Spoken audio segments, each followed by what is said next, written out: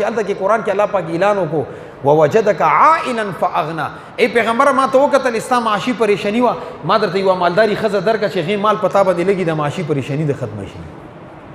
دې کې الله رب العزت حکمت دغه و چې پیغمبر صلی الله علیه وسلم مالداري شي چې د دین خدمت وکړي. خو د دین خدمت لپاره مالداري شرط نه ده. پیغمبر صلی الله علیه وسلم مدینه منوره کې ډېر غربت دور تیر کړی دی، خو دومره معاش پکار دی چې ته ستا د دین خدمت باندې اثر ونه غورځېږي. یو امام دی هغه بچي ټول بیمار دي، ښځه یې ټوله بیماره ده او ته ورته 3000 روپۍ ورکوې، نو د 3000 روپو کې به هغه د چا چا خدمت کوي؟ هغه به ټینشن کې نه یو رکعت په ځای به 15 رکعته کوي، 15 رکعتو په ځای به 2 رکعته کوي. و امام موږ کې غلطېږي نه چې هغه نه غلطېږي نور څه وکړي؟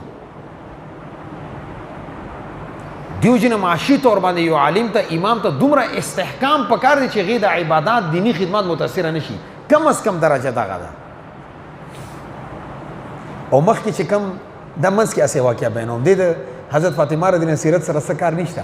مدینه منورې کې یو امام و، هغې سحر مونځ کولو، نو سحر مونځ کې आवाज کې ډېر خفګان و.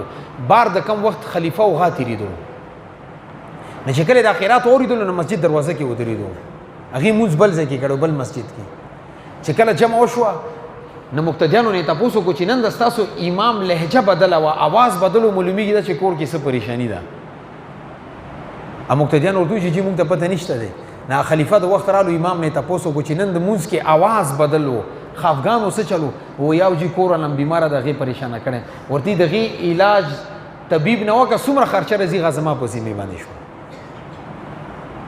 مخکې چې کوم حکمرانان و هغې سره د وخت د امام، د خطیب او د مسجد خادم فکر به و، ځکه هغې احسنې طریقې سره د دین خدمت کړی.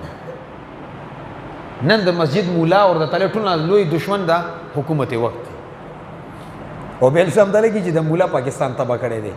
45 लाख تنخواه ستا ده، 9 लाख تنخواه د وزیر اعظم ده، 45 लाख تنخواه د چیف اف آرمی سټاف ده. امام 5000 روپۍ خلی ملک دی تبا کړی دی. صحیح ده؟ ستا ایم پی ایم په لکونو باندې تنخواه ده اور ملک امام تبا کړی دی، ولې 15000 روپۍ تنخواه اخلي. صحیح ده؟ دا ما سې زمن کې د خبرې وکړه.